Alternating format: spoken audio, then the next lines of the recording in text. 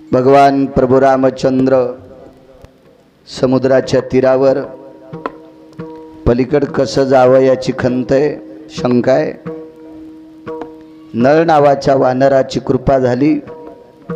18 पद्म वानर, 72 कोटी रिसन, 56 कोटी गोलांगुळ भगवान प्रभू रामचंद्र आणि शेषशाही लखनलालजी हे लंकेत पोचले।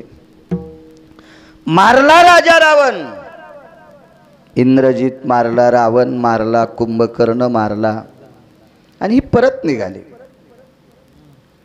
कामक नावाच्या विमानामध्ये प्रभू रामचंद्र बसले। शरयूच्या तीरावर विमान उतरलं, तिथनं त्या नावेत बसले, शरयूचं तीर पार केलं आणि मग तिथून रथात म्हणा पायी म्हणा अयोध्येमध्ये पोचली। मोठ्या आनंदाने अयोध्येचं राज्य सुरू झालं। एके दिवशी निरोप आला,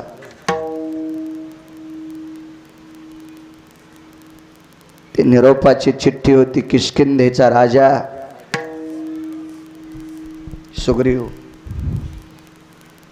सुमंत नावाच्या प्रधानाच्या हातात निरोपाचं पत्र सापडलं।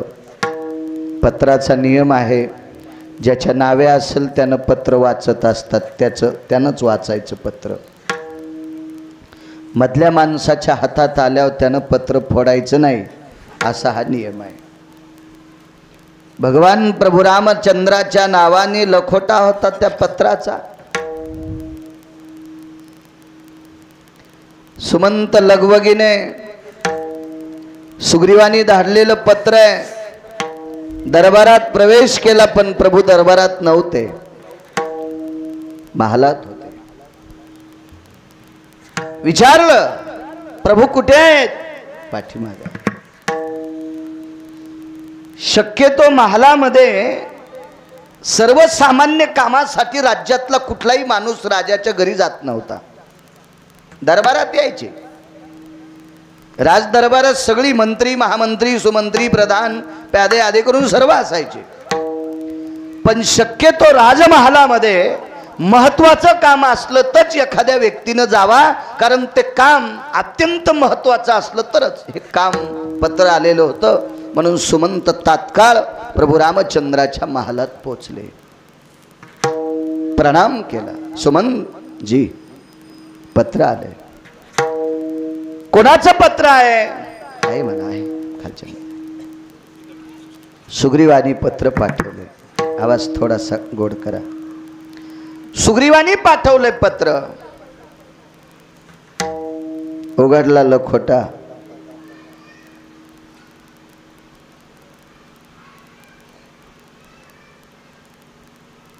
पत्रिका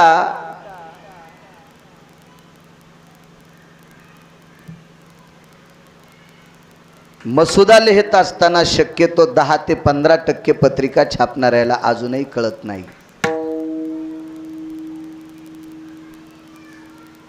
गोड जेवणाची पत्रिका आहे, याच्यावर वरी आधी काय असावा। मी आतापर्यंत किमान 5,500 पेक्षा जास्त गोड जेवण, वर्ष श्राद्ध, पुण्यतिथ्या, याला 13वी 10वे असे कितीतरी कीर्तन केले, पण मला किमान 40% पत्रिका चुकीच्याच सापडल्या। त्याच्यावर काय असावा? आपल्याकडे एकच धडाका असतो, संप्रदायात देवाचा फोटो वरी टाकणे, मान्य आहे त्याबद्दल, पण कार्यक्रम कशाचा आहे? बारशाचा आहे का वाढदिवसाचा आहे? वाढदिवस तर ही पद्धत शक्यतो वारकरी संप्रदायात कुठेही जुमानलेली पद्धत नाही, ही नंतर माणसांनी लावलेली पद्धत आहे। पण आमच्या संप्रदायातली लोक पण बऱ्यापैकी वाढदिवस करायलेत। विठाला विठाला विठाला विठाला ही पद्धत आहे, बारस ही पद्धत आहे। वाढदिवस म्हणजे जन्मदिवस, आणि पुराणाच्या विषयानुसार जन्म जयंती ही त्याच व्यक्तीची केल्या जाती की ज्याला गर्भवासाचं दुःख नाही। ज्याला गर्भवासाचं दुःख नाही त्या व्यक्तीची जयंती करत जावी। जन्मला राघव आयोनी संभव जन्मला राघव. हे देव आहेत का? हे अधिकारी लोक आहेत. यांना गर्भवासाचे चटकेच नाहीत. म्हणून यांची जन्माष्टमी, कृष्ण जयंती असेल, रामनवमी असेल, यांच्या आपल्याला गर्भवासाचे चटके त्याच्याकरता आपल्या जयंत्या सुद्धा करता येत नाही असं पुराण सांगते. गिरगावचा बाळू नाही. विठाला विठाला. पत्रिकेहून विषय निघला होता. ती पत्रिका इतकी सुंदर होती. ती पत्रिका लिहिल ती सोपान काका अंगदानं. सुग्रीवानं सांगितलं, अंगदा अरे अयोध्येच्या मालकाला पत्रिका लिहायची रे. कसली पत्रिका? नळ नावाचा व्यक्ती गेला रे, त्याच्या दुःखद घटनेची पत्रिका सुपूर्द करायची. अंगदान पत्रिका लिहिली. आपल्याकडे दम नाही कीर्तनायला, भागवतायला, रामायणायला, काही नाही. बऱ्याच घरी मी लहान लहान लेकरायचे वाढदिवसाचे गंध लावलेले आणि हार घातलेले लहान लेकरायचे फोटो भिंतीवर लावलेली मी माझ्या डोळ्यानं पाहिली. डोळ्यानं चुकीच्या गोष्टी आहेत त्या. हार घातलेल्या जिवंत माणसाचा फोटो भिंतीवर लावला याचा अर्थ तो मृत्यू पावलाय. निषेध आहे. लग्नाच्या पत्रिकेवर काय काय असावा, कोणाचे फोटो असावा, काय असावा, कुठलं अक्षर कुठं असावा, घरातली ज्येष्ठ माणसांचं स्थान पत्रिकेत कुठं असावा, घरात जर एखादी सौभाग्यवती स्त्री गेली असेल तर तिचं नाव कुठं असावा. गंगा भागीरथी म्हणजे विधवा स्त्री आहे, तिचं नाव पत्रिकेत कुठं असावा. याच्यासाठी फार जुनाट लोकांचं शास्त्र बघायचं. जुनाट या भंगाऱ्या भोंगाऱ्याचं बघायचं नाही. विठाला विठाला. अंगदाने पत्र लिहिलं. येऊन या काळ बैसला शेवसा सांगतोय. भगवान परमात्म्याने पत्रावरची वरच मुद्रा बघितली. अक्षर नसतं वरी. अक्षर नव्हतं. तिथं पाशाचं चित्र होतं. पाश, काळाचा पाश. 13व्याच्या गंगापूजनाच्या 10व्याच्या पत्रिकेवर पाशाचं चित्र असावा. पाशाचं पाश, यमाचा पाश. म्हणजे खालची पत्रिका चित्र पाहिल्याबरोबर लक्षात आली निरोप दुःखदाय. पाश पाशाम द्वयो करद्वयो येन अंगदानां स्थिते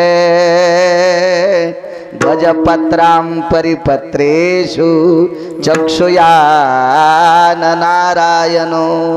तो जगदानंद कंद नारायण त्या पाशाचं चित्र पाहिल्याबरोबर रडू लागला. लखोटा सोडत असताना बघितलं सुग्रीवाचं नाव होतं. निश्चित कोणीतरी महत्वाकांक्षी व्यक्ती गेला असावा. खाली नाव पाहिलं, नळ नावाचा व्यक्ती आहे. रडू लागले प्रभू. आईसाहेब जवळ आल्या. सीताई साहेब सर्वच जण होती. कौशल्या माता होत्या, सुमित्रा होत्या,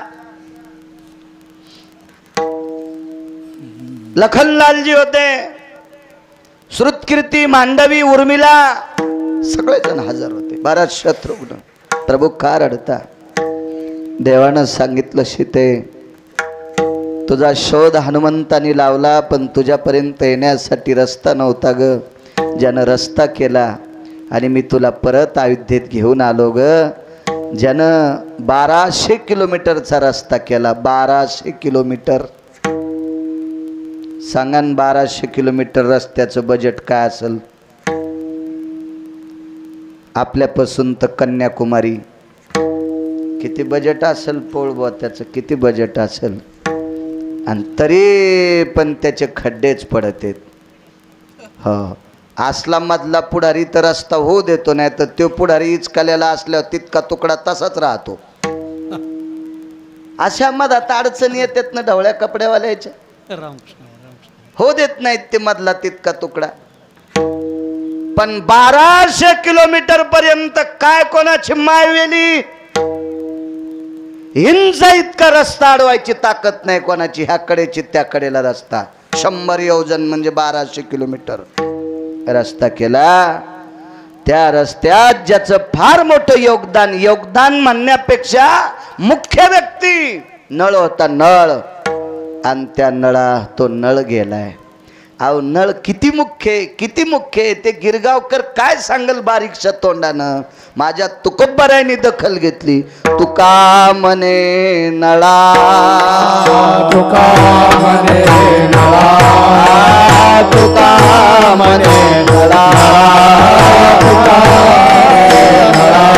सागरी तारी आल्या शिळा, सागरी तारी आल्या शिळा,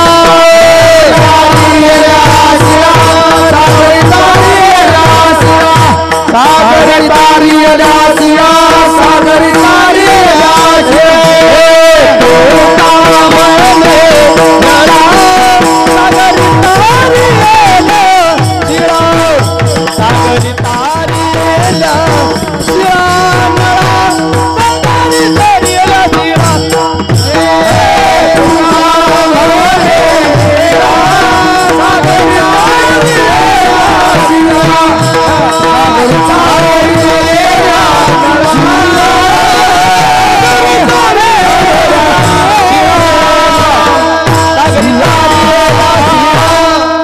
माझ्या देहूतल्या मालकांनी ज्याची दखल घेतली तुकोबारायांनी, तुका म्हणे नळा, सागरी तारी आल्या शिळा। समुद्रावरची जेवढी दगड तरंगत होती ती फक्त नळ नावाच्या वानराच्या हाताने तरंगत होती, आणि तो नळ नावाचा वानर जात राहिला। आश्रमावर दिव्य असं तेजस्वी झाड आहे, त्या झाडाच्या बुडाला वट्टा आहे, त्या वट्ट्यावर स्फटिकाची शिळा आहे, त्या स्फटिकाच्या शिळेवर नळ नावाच्या वानराचं पार्थिव देह ठेवलेला आहे। किती लोक आले असतील, किती लोक 18 पद्म वानर असे बसलेले आहेत। गोलांगोळ असतील, रीश असतील, बसलेले आहेत सगळे। एक जण म्हणला, महाराज हे सदा 18 पद्म याच्यातले काही मेले नाही का?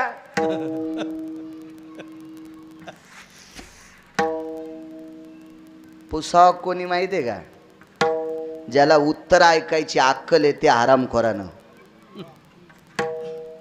मधल्या भडव्याला विचारायची काय ताकद आहे? 18 पद्म आकडा सांगता म्हणे वानर मेले नाही का?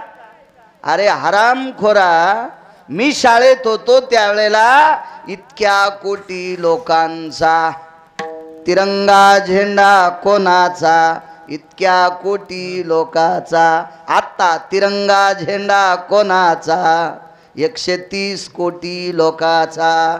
किती लोक वाढे रे सुमल्या, मग वानर काय वांज होते का रे हरामखोरा?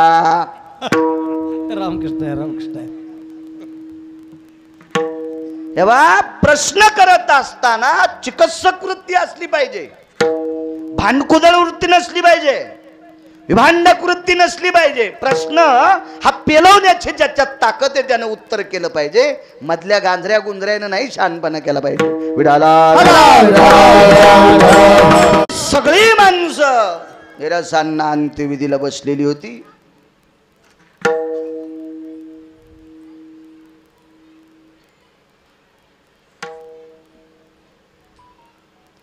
मारुतीराय बाजूला बसलेले होते। आपल्याला प्रेताला वारं घालण्याची पद्धत आहे। येऊन या काळ बैसला शेवसा सांगतोय, प्रसंग किती घोडे बघा पुराणातला। आपल्याकडे प्रेताला वारं घालीत असतात, मुलगी असेल, पुतणी असेल, कोण असेल, प्रेताच्या जवळ बसल्यावर वारं घालतात। प्रेताला घाम येत नसतो, पण त्या प्रेताला याच्याकरता वारं घालतात याचा जो सुखद स्पर्श कोणासाठी संपलेला असतोय, म्हणून ती व्यक्त खेत करून वारं घालतात। मारुतीराय पुच्छाग्रे वारी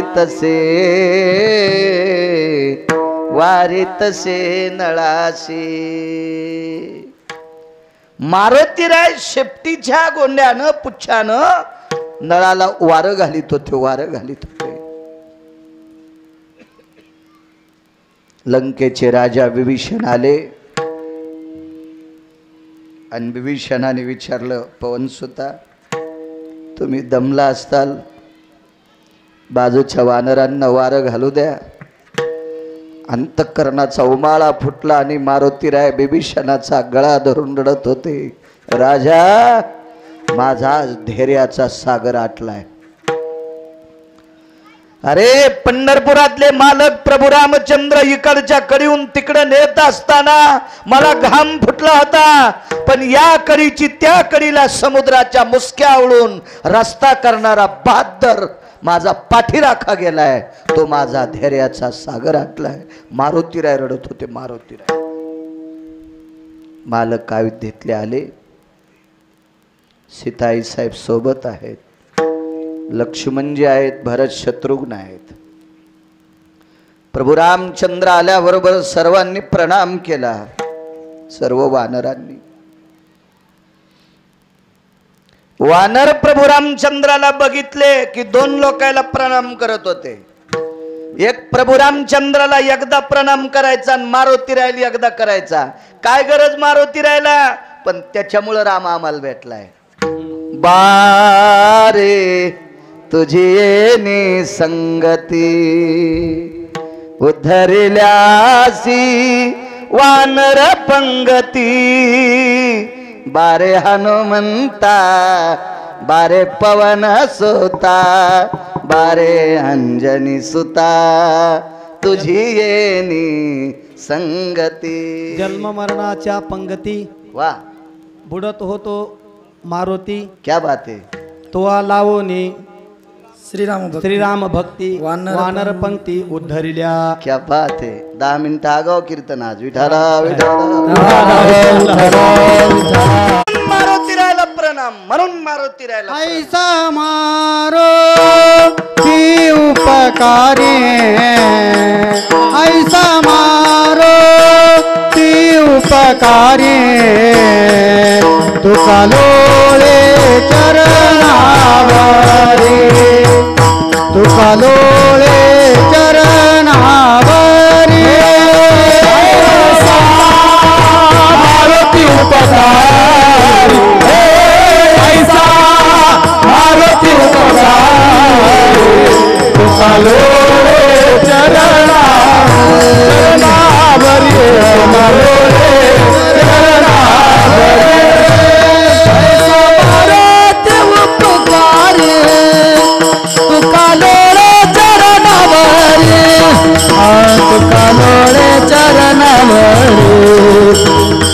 लोळे चरणावरी. ऐसा मारुती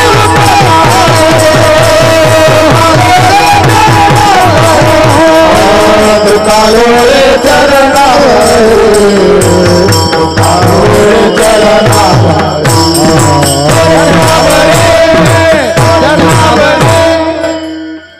पायापाशी त्या माणसाच्या बसलं पाहिजे ज्याचे काम चांगले येतात त्याच्या पायापाशी. स्वाभिमानी माणसानं भांगाऱ्या भोंगाऱ्या हराम खोरायच्या बुटाडं उचलले नाही पाहिजे. घुगऱ्या खावा, आंबाड्या खावा, कन्या खावा,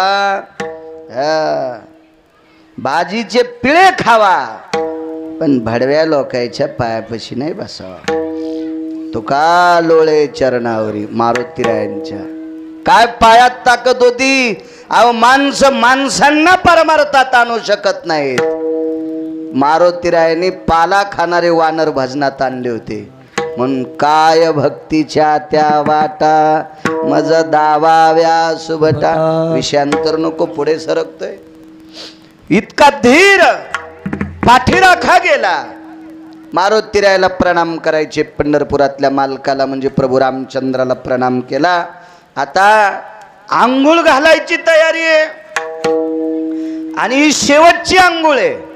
ही आंघोळ घातल्याच्या नंतर नळाचा अंत्यविधी होणार होता. आता आंघोळीला पाणी कोणतं आणायचंय. आपल्याकडं तुमच्याकडं गंगा आहे, गोदावरी जवळ आली तुम्हाला, म्हणून सर्व 349 गंगेमध्ये पवित्र गंगेचं स्थान आहे. वाची म्हणता गंगा गंगा सकल पापे जाती भंगा. गंगेचं अनन्यसाधारण महत्त्व आहे आपल्या संस्कृतीमध्ये. आणि हीच गंगा, गंगेला ताकद का किती मोठा अधिष्ठान आहे. गंगा आणि भागीरथी म्हणजे गंगेमध्ये बऱ्याच गंगा येत असतात. चंद्रभागेला सुद्धा चंद्रभागा गंगा, इंद्रायणी गंगा, ही गोदावरी गंगा, अशा ठराविक गंगा आणि भागीरथी ह्या दोन नद्या, ह्या दोन प्रकारच्या नद्या भगवान शिवशंकरानं डोक्यावर घेतल्यात. म्हणून मालकाच्या अगोदर जाणाऱ्या स्त्रीला सौभाग्यवती म्हणत असतात आणि मालकाच्या नंतर जाणाऱ्या स्त्रीला गंगा भागीरथी नाव देत असतात. म्हणून काही हरामखोर लोक विधवा स्त्रीला नाव ठेवत असतील तर त्या भडव्याला ही चपराके विठाला विठाला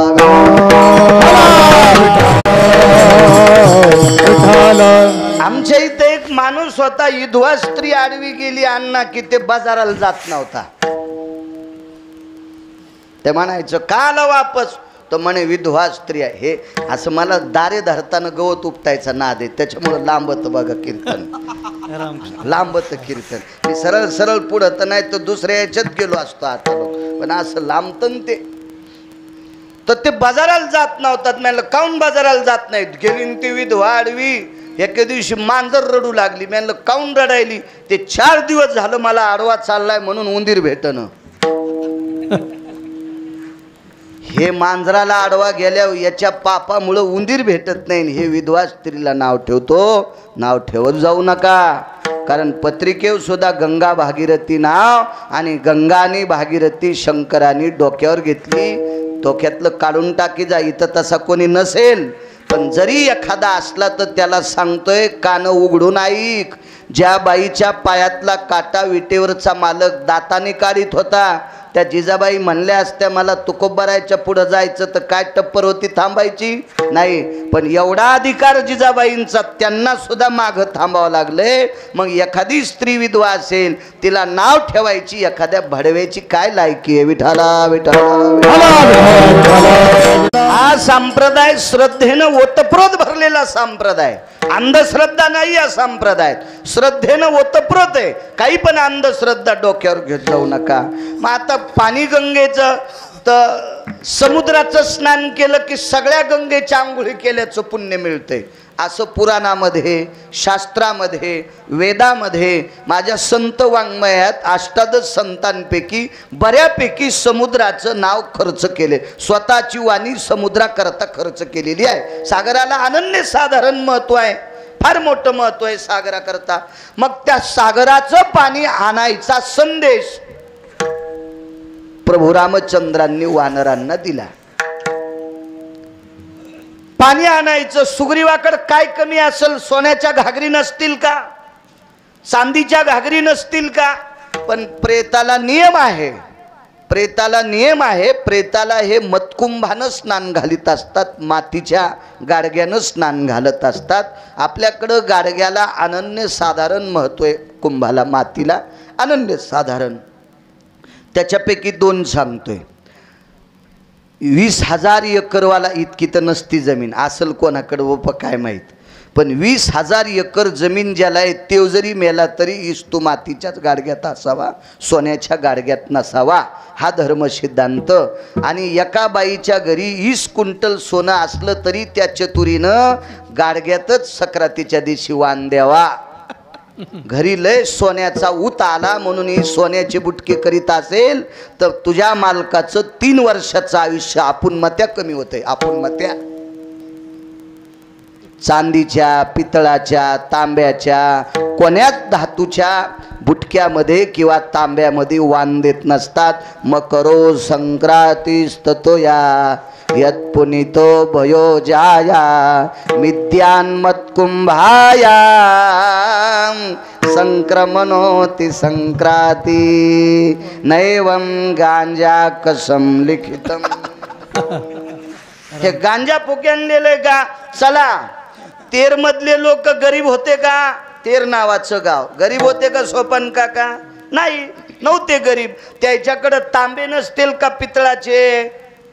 काश्याचे नसतील का, पण त्या गावातल्या बायकांना संक्रांतीची अडचण आता येणार गोरोबा काकाच्या हात तुटल्यावर. म्हणून त्या गावातल्या मालकावर प्रेम करणाऱ्या बायका संक्रांतीच्या दिवशी मातीच्याच मडक्यात वाण द्यावा म्हणून पंढरपुरातला मालक स्वतः गोरोबा काकाचा पाहुणा होऊन कुंभार होऊन तिथं पोचला. झाला कुलाल नारायण, झाला कुलाल नारायण, गोरोबाच्या चिखलावरी नाचे पांडुरंग. ब्रह्मांडाचा मालक कुंभार होतोय आणि त्या परिसरातल्या बायकांसाठी वाण देण्यासाठी गाडगे तयार करतोय. हे काय गोट्या खेळणाऱ्यांचा खेळ आहे आणि मधात येईन काढत तांब्याचं बुटकन. काय तुम्हाला एक मत आहे, कवडीचा परमार्थ करू नये, कवडीचा धर्म करू नये, कवडीचं शास्त्र पुराण वेद जोपासू नये, पण याला गढूळ करण्याचा प्रयत्न करू नये, याला गढूळ करायचा प्रयत्न करायचा नाही. संप्रदायाला गढूळ करायचा प्रयत्न जो करीन त्याच्या घराला कुपाटी लागल. संप्रदाय गढूळ करणाऱ्याला जो कोणी पैसे देऊन आणील त्याच्या घराला पण कुपाटी लागल. विठाला विठाला.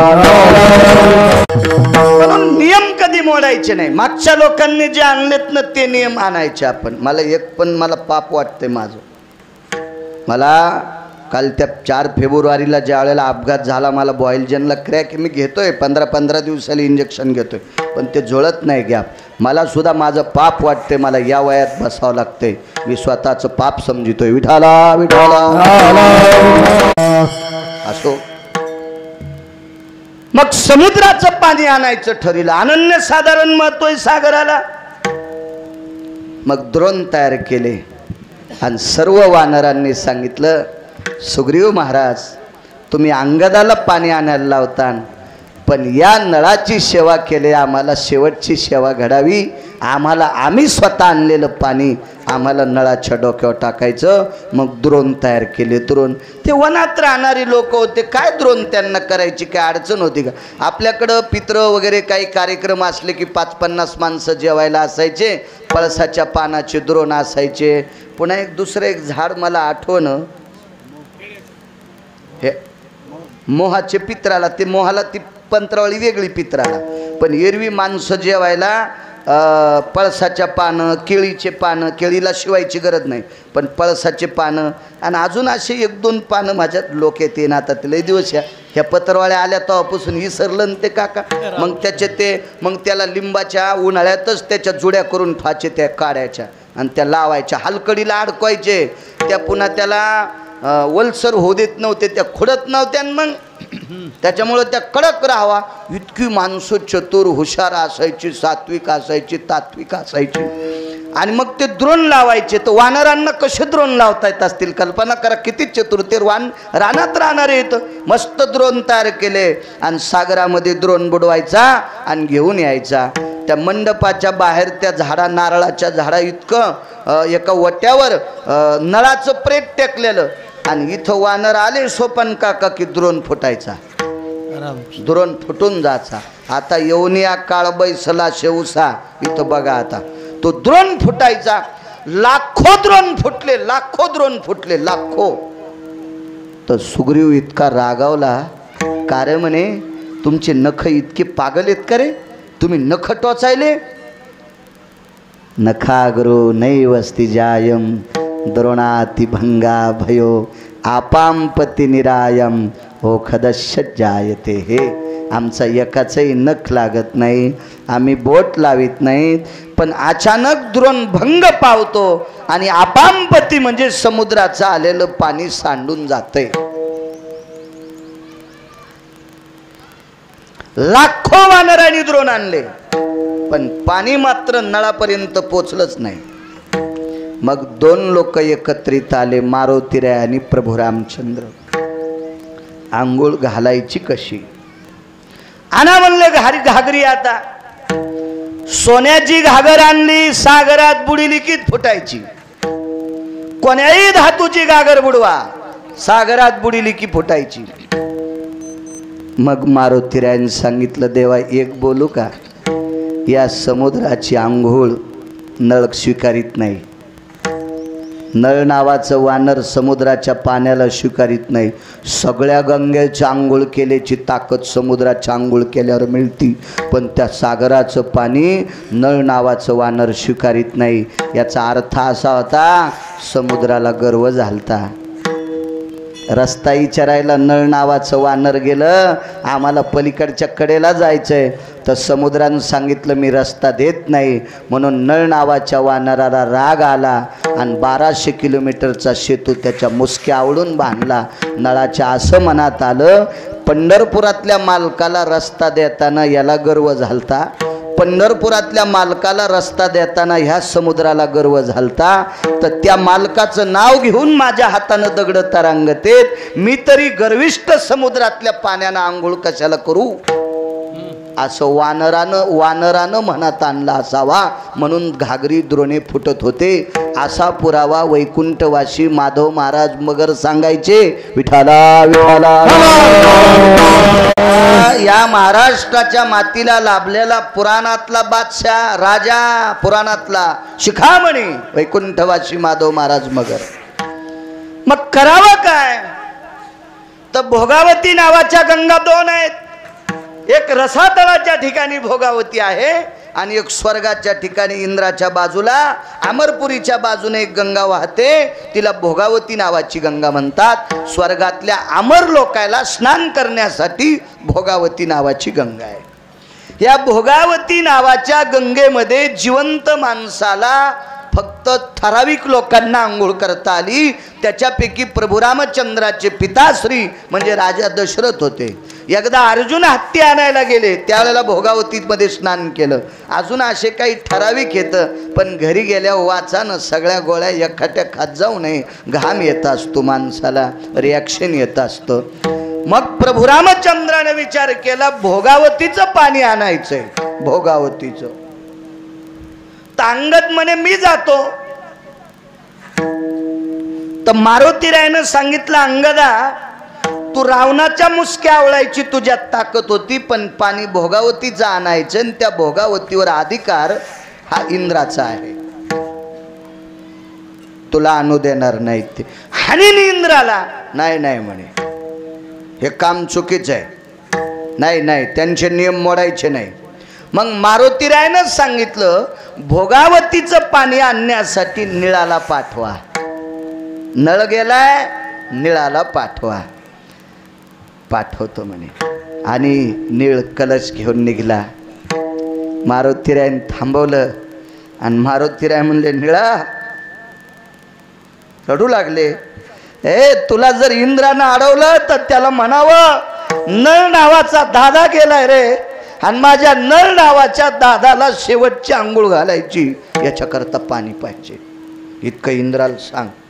काय बुद्धिमतान वरिष्ठ, काय बुद्धी असेल माझ्या मारुतीरायची, काय टोक असेल ते बुद्धीचं माझ्या मारुतीरायचं, काय विवेक असेल. जा इंद्राला सांगावं, माझ्या नळ नावाच्या दादाला आंघोळ घालायची. पाहिलं गुप्तचरांनी, कोणीतरी वानर पाण्यात थांबलं. ते हातवरी केले. हातवरी करणे म्हणजे नम्रतेचं लक्षण आहे. नम्रतेचं युद्धात शस्त्र संपलं की हातवरी करीत होते. कुत्र माहिती आहे ना तुम्हाला, एक कुत्र दुसऱ्या गल्लीत गेल्यावर तिथले कुत्रे जर बळकट असले तर हे कुत्र कष्टा घालीत आहे. त्यानं दोन्ही पायाच्या मधात शेपूट घातली की दुसरे कुत्रे त्याला बोच करीत नाहीत, भेल समजायचं. हातवरी केले नळाने, निळाने वरी हात केले. चाल राजाकडं. दरबारात उभं केलं, मान खाली घातली. चेहरा दुःखी होता, भाऊ गेलता. हो, दुःखी चेहरा होता, भाऊ गेला. इंद्राने विचारलं, का रे कोण? नीळ आहे. नीळ नीळ. निळाचं अधिष्ठान कुठे माहिती? ब्रह्मगिरीला निळगिरी नावाचा पर्वत. हो, पाण्याचा कुंभ आणून तिथं स्पर्शित केला भोगावतीचा आणि मग खाली आणला. काय काम आहे? राजेन, पाणी नेण्यासाठी आलोय. कशा करता भोगावतीचं पाणी? नियम माहित नाहीत? माहित आहेत मालक, पण समुद्राचं पाणी आणल्याच्या नंतर पात्र भंग पावतात. अशी शहानिशा झाली की माझ्या दादाला समुद्राच्या पाण्याची आंघोळ करायची नाही. कोण दादा? माझ्यापाशी दादा म्हणतोस? माझे दादा आहेत. काय नाव आहे? नळ. अंतिम आंघोळे. टप टप टप टप टप टप इंद्र रडा. इंद्र रडा. इंद्रानं सांगितलं भाऊ या नात्यानं तू पाणी घेऊन जाय. भाऊ या नात्यानं भोगावतीचं पाणी सोपान काका निळाला सांगितलं घेऊन जाय, पण मी आणलेल्या पाण्यानंच नळाची आंघोळ होईल. इंद्र ऐरावत नावाच्या हत्तीवर बसला आणि सुवर्णाचा कलश घेऊन भोगावतीचं पाणी घेऊन खाली आला. कारण विचारलं मारुतीरायन. हे आता गवत उपटायचा नाद लागला. कारण विचारलं मारुतीरायन. कारण विचारलं का? म्हणे इंद्र तुम्ही स्वतः का आले? ऐका म्हणे, ऐका. ज्या रावणाच्या मस्तरड्याल्या कट्ट्यानं, ज्या रावणाच्या मस्तरड्याल्या कार्ट्यानं मला 17-12 हत्ती सगट बांधून आणलं, त्याचं कट्ट इतकं जर मस्तरड्यालं तर बाप किती मस्तरड्याला. त्या रावणाला आणि इंद्रजिताला मारण्यासाठी पंढरपुरातला मालक म्हणजे अयोध्येचे प्रभू रामचंद्र लंकेत गेले असतील. तुम्ही सगळी वानर तिथं गेला असताल तर नळाची कृपा आहे, नळाची कृपा आहे. म्हणून मला त्रास देणाऱ्या, माझा अपमान करणाऱ्या रावणाला आणि इंद्रजिताला मारण्यासाठी रस्ता जर केला असेल तो तो नळ आहे. माझ्या जगाच्या मालकिनीला आणण्यासाठी रस्ता केला असेल तो तो नळ आहे. त्या नळासाठी मी स्वतः पाणी आणलं आणि इंद्रानं पाणी आणून घातलं. हत्तीच्या 7 सोंडेत घागरी होत्या. ऐरावत नावाचा हत्ती 14 रत्नापैकी एक 7 सोंडेमध्ये घागरी होत्या आणि भोगावतीचं पाणी घातलं आणि नळाचा अंत्यविधी झाला. दृष्टांत संपला. भोगावतीचं पाणी एकदा मृत्यूलोकामध्ये गणपती बाप्पा महाभारत लिहिण्यासाठी बसले. विशेषण सांगतोय तुम्हाला, महत्त्व कशाला असतंय. गणपती बाप्पा महाभारत लिहिण्यासाठी बसले. महाभारत सांगायला व्यास बसले. श्रीमूळ वेद व्यास भगवान 1.25 लक्ष भारत केले निर्माण. तया प्रति प्रश्न केला जन्मे जयान. समूळ सांगा मजला पूर्वज कथन. 1.25 लाख श्लोक महाभारताचे हे श्लोक लिहित असताना शाही कोरडी झाली. या शाहीत पाणी टाकण्यासाठी गणपती बाप्पानं सांगितलं भोगावतीचं पाणी आणा. इंद्रानं दिलं नाही, दिलं नाही. इंद्रानं दिलं नाही. सरस्वतीला 2 पुराणाचा मतितार्थ लिहायचा होता. सरस्वतीला सुद्धा भोगावतीचं पाणी नाही. ब्रह्मकन्या विद्या धात्रीम रसना प्रिय हो जिवागृ तताम जगयम न्यायाधिष्ठितम कृती इतिनाम सरस्वतीस्ततेवचा वहनत्रयो हंसवाहिनी. तिला सुद्धा पाणी नाही. पण पाला खाणाऱ्या नळ नावाच्या वानराला इंद्रानं स्वतः भोगावतीचं पाणी द्यावा. किती मोठा इंद्र असेल. अहो समुद्राला लात मारणारा नळ किती मोठा नळ असेल. किती मोठा नळ. देवानं त्याची दखल घ्यावी. किती मोठा नळ असेल. पण याही नळाच्या बाजूला उशाला काळ बसला. म्हणून पैठण मधले मालक पहिल्या कडव्यात म्हणतात काळ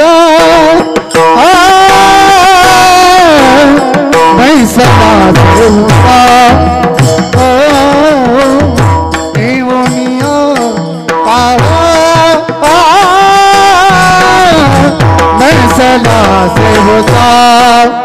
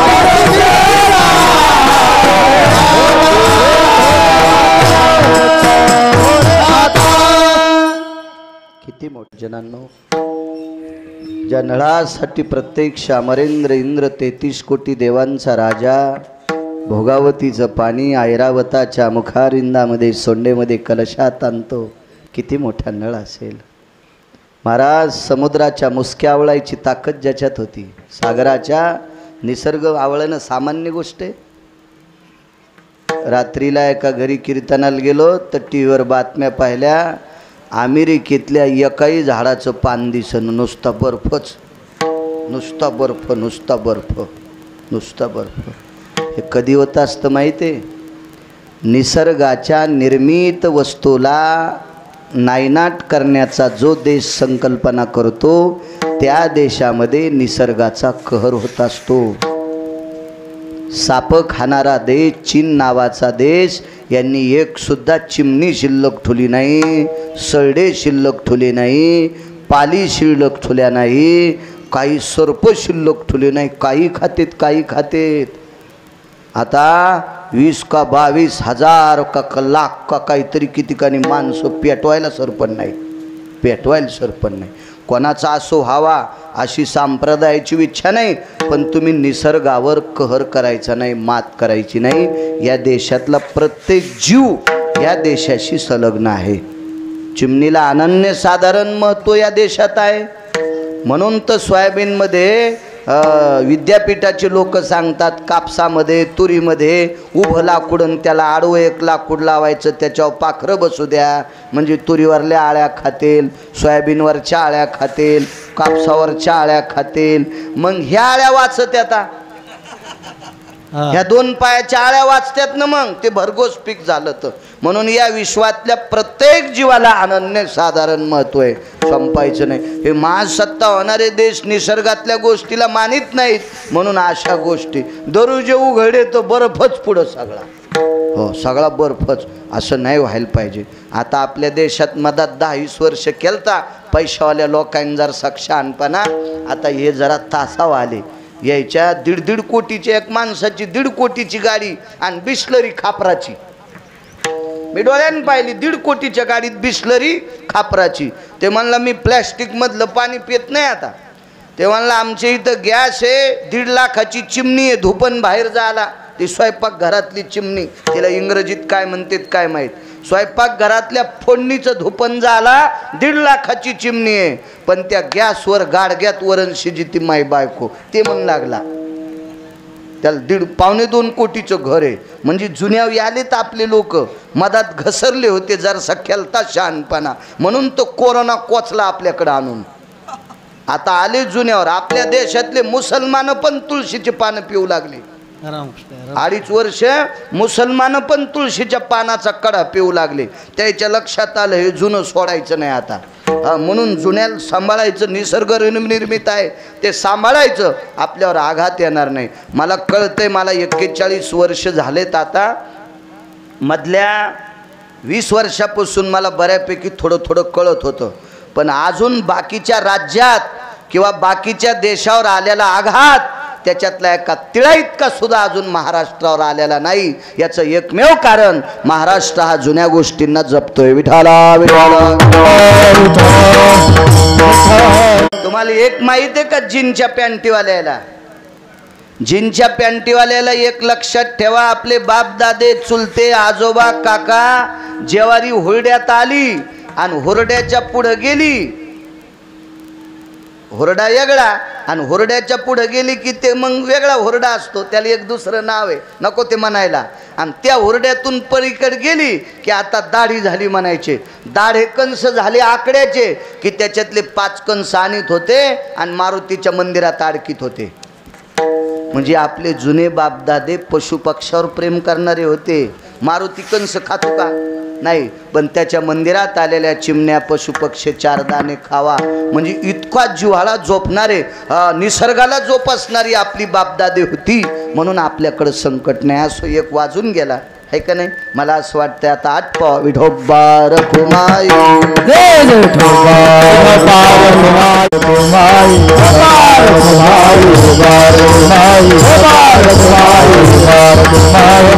काळाने आतापर्यंत कोणाला सोडलं नाही. चक्रवेन नावाचा राजा होता. मी त्या दिवशी अण्णा तुमच्या इथं चरित्र सांगितलं होतं चक्रवेनाचं. चक्रवेन नावाचा राजा हा प्रभू रामचंद्राच्या आजोबाच्या काळातला होता.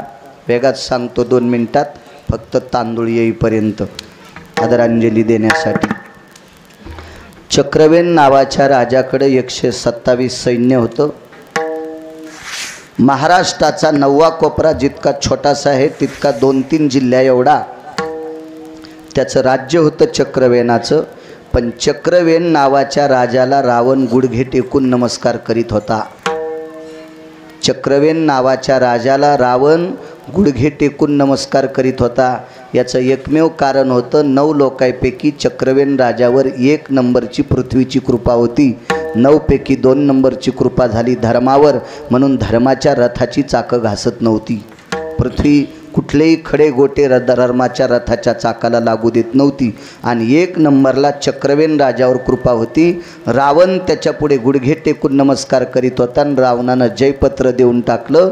या चक्रवेनानं लंका तयार केली ती समुद्रात. त्या लंकेच्या पूर्व दिशेला बोट लावलं की रावणाच्या लंकेतलं भिताड पडत होतं. यानं प्रधानाच्या घराला धक्का लावला की प्रस्थाचं घर पडत होतं. रावण हादरला, धोतर सुटलं रावणाचं. रावण आला आणि पाय धरले. त्याच्या लक्षात आलं यानं जर लंका उचलली बारकी एवढी एवढी केली ती गायवाड्यावानी. आर्किटेक्ट जर नकाशा देतो का चित्र घराचं, तसं ते लहानशी लंका पाण्यात टाकली तर ही लंका पाण्यात पडली असती. त्या लंकेवर काड्या टाकून फुकून दिलं असतं तर ती लंका जळाली असती. रावणाने विचारलं ही शक्ती कशामुळे प्राप्त झाली? राजा कसा असावा? 2 मिनिटात ऐका ते वाटा. तांदूळ लागलीच 2 मिनिटात वाटा. कसा राजा असावा? राजकारणी माणसांनी कसं वागावं? तर चक्रवेन राजाला विचारलं, राजा पृथ्वीची तुझ्यावर कृपा झाली असं का? हा आज राजाच्या काळातला राजा होता, प्रभू रामचंद्राच्या आजोबाच्या काळातला राजा. त्याचं नाव हे चक्रवेन नावाचा राजा. रामायणात पाहायचं नाही, पुन्हा म्हणताल बाळ्या कुठलं सांग तू. दुसरे पुराण बघा, लक्षात येईल तुमच्या.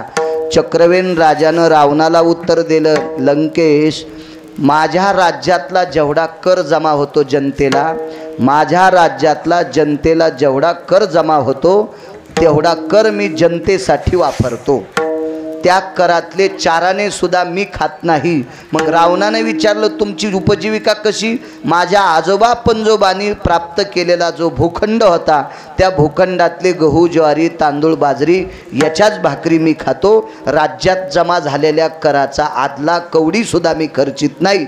मी समाजासाठी त्याचा खर्च करतो. म्हणून पृथ्वीवर माझ्यावर कृपा झाली आणि म्हणून मला 9 लोकांपैकी 1 नंबरची कृपा पृथ्वीची माझ्यावर आहे. रावण ज्याच्या पुढे गुडघे टेकून नमस्कार करायचा तो चक्रवेन राजा सुद्धा गेला. येऊन या काळ बैसला शेवसा झाकी तोशी डोळे कैसा आता. त्या अनुषंगाने विटेवरच्या मालकाची, काशीतल्या मालकाची प्रयाणाची चिठ्ठी आली. वैकुंठवासी, कैलासवासी, सत्यलोकवासी, गोलोकवासी रामभाऊ माधवराव भोसले विश्वाच्या मालकाच्या सानिध्यात विलीन झाले. निरोपाला सादर व्हावं लागलं. आया सोय कधी नाना पडेगा, किराये का घर तो खाली करना ही पडेगा. आपण हे उसणं आणलंय, आणले ते उसने साच देणे तयाचा प्रकार हा परत करावाच लागतं. त्या अनुषंगाने आपला ध्येय ठेवला. त्यांच्या या उदक शांतीनिमित्त, गोड जेवणानिमित्त आजच्या कार्यक्रमाचं आयोजन झालेलं आहे. आणि त्यानिमित्त महाराष्ट्रातली दिग्गज माझ्या ज्ञानोबाराय तुकोबारायचं नामस्मरण करणारी वारकरी मंडळी, मृदंगाचार्य आदी करून सर्वांना आमंत्रित करून या कार्यक्रमाला वारकरी संप्रदायाच्या दंडकानुसार कार्यक्रम ठेवला. म्हणून विष्णू रामभाऊ भोसले आणि गजानन रामभाऊ भोसले, विष्णू भाऊला आणि गजानन भाऊला द्यावे तितके धन्यवाद. आपल्या वडिलांच्या स्मरणानिमित्त, आठवणीनिमित्त त्यांच्या आठवणीला उजाळा द्यावा. 4 पात्र आपल्या दारात उठावे, देवाचं नामस्मरण व्हावं आणि त्यानिमित्तानं आपल्या वडिलांच्या आठवणीला उजाळा मिळावा म्हणून या दोघांनी हा उदक शांतीचा कार्यक्रम ठेवला. सगळ्या जणांनी जेवून जा. बरेच म्हणतात माझी काशी झाली का, काही झाली. उदक शांती आहे, ज्याच्यासाठी कीर्तन केलं आहे आमकं हे म्हणून या ठिकाणी आहेत. त्याच्यासाठी फक्त एक विधी असतो, नारायण नागबळी केल्याच्या नंतर कुठलंच खाता येत नाही. त्याला परान्न वर्ज्य म्हणतात. 40 दिवसाकरता परान्न वर्ज्य करावं लागतं. आपतेष्टी, त्रिपिंडी, नारायण नागबली आणि कालसर्प शांती असं पुराण सांगतंय म्हणून इचकायलो. माझं मत नाही. लोक म्हणू नका हे अंधश्रद्धा ठोकायला लागलाय म्हणून. अद्याप नाही. आपतेष्टी, त्रिपिंडी, नारायण नागबळी आणि कालसर्प शांती हे केल्याच्या नंतर भाऊ व्हायला निघला असेल तर त्याच्या घरची पण 40 दिवस भाकरी खाता येत नसती. असा नियम असतो फक्त तेवढा. त्याच्या व्यतिरिक्त नियम सांगितले यत्याला, योग्याला, जप्याला, तप्याला. आपण संसारातले भरके माणसं आहोत.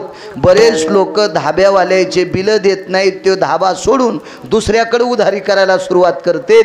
ते पण म्हणतात मी इथलं खात नाही, हरामखोरा तुही लायकी नाही.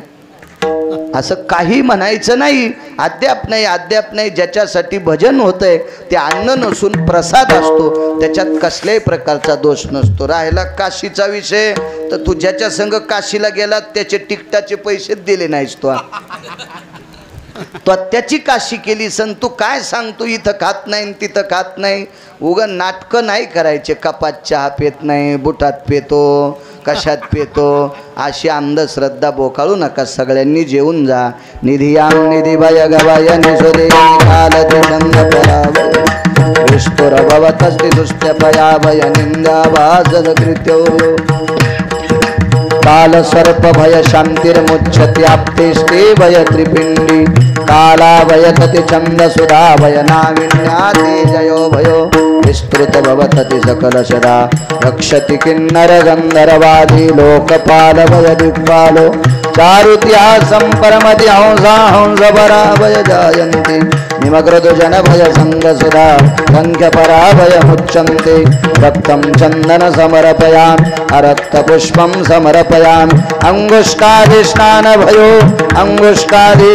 भयो हिरण्य श्राद्धो शंख श्राद्ध भय मुच्यत कालं जायन्ते हिरण्य श्राद्धो शंख श्राद्ध भय काला भय चंदजने नमः पार्वती पते हर हर हर हर महादेव. ज्ञानेश्वर माऊली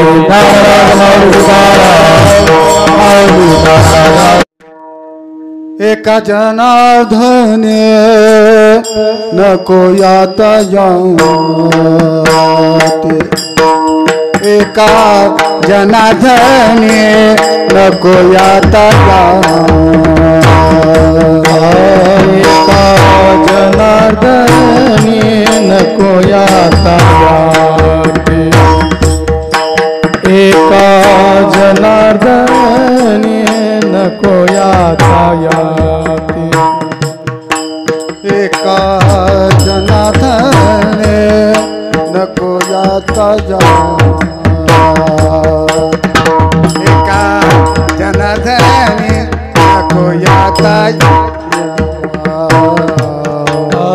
एका जनार्दने नको यातायात एका जनार्दने नको यातायाती संसार भजते जन्म दुःख संसार भजते जन्म दुःख वाचे नारायण वदतो साधन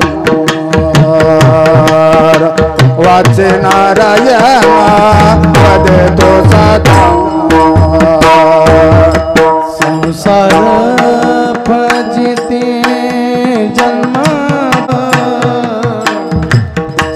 संसार भजिते जन्म दुःख वाचे नारायण वदतो सागर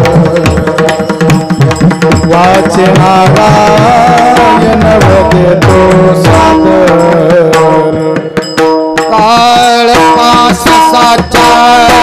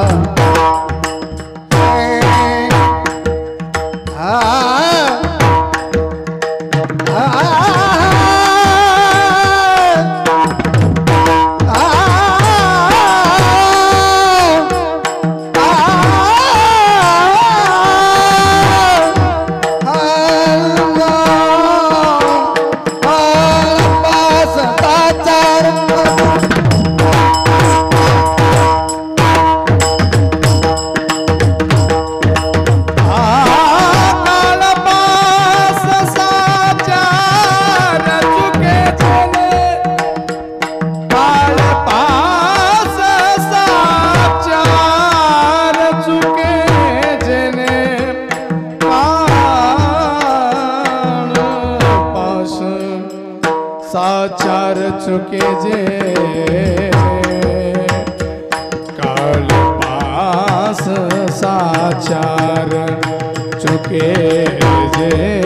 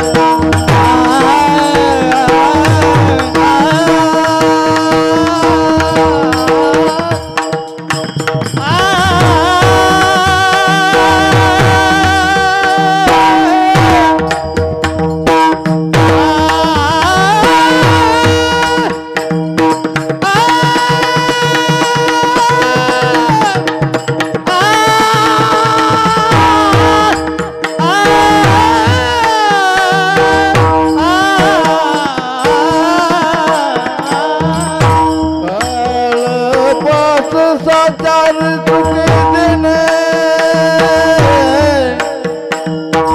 चुके देने काल पास साचार चुके देने